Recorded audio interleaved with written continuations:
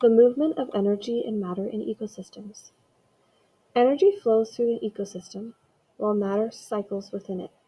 To understand why this is the case, let's take a closer look at how different life processes drive the movement of energy and matter in ecosystems.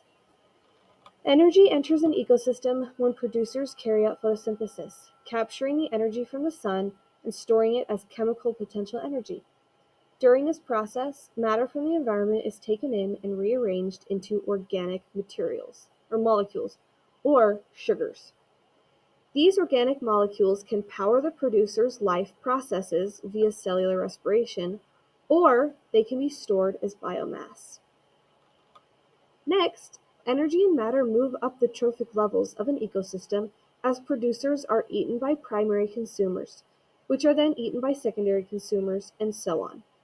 Some of the organic material eaten by consumers is used for cellular respiration. Some is stored as biomass, and the rest is excreted as waste. Dead producers and consumers and their waste products provide matter and energy to decomposers.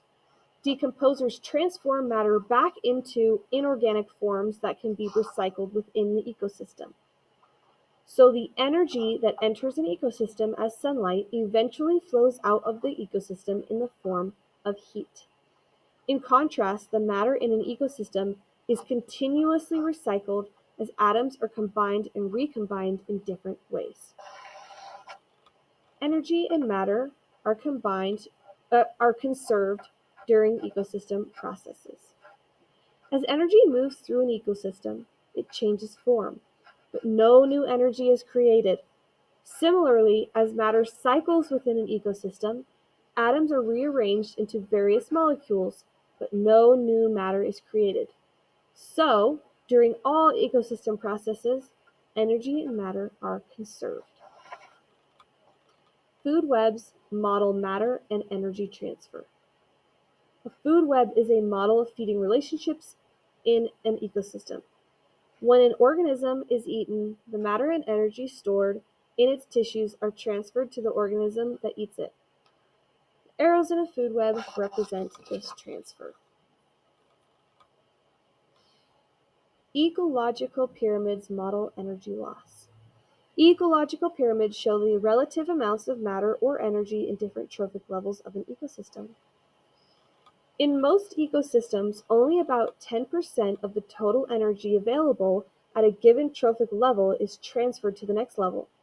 The rest is used to power life processes, is discarded as waste, or is simply not consumed.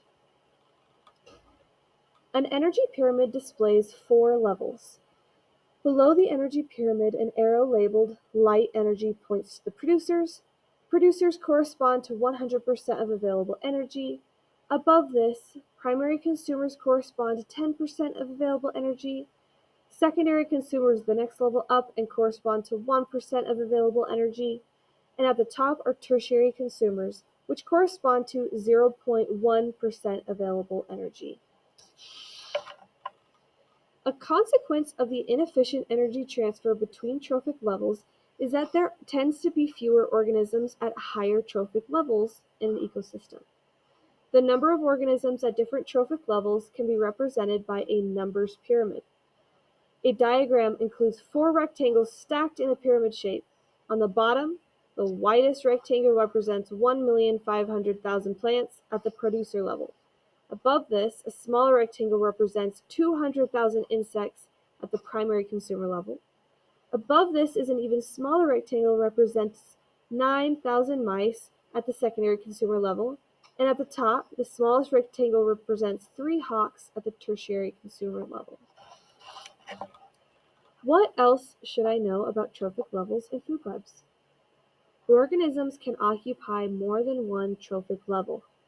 Organisms are not limited to one trophic level. For example, omnivores, which eat plants and animals, can be classified as primary or secondary consumers.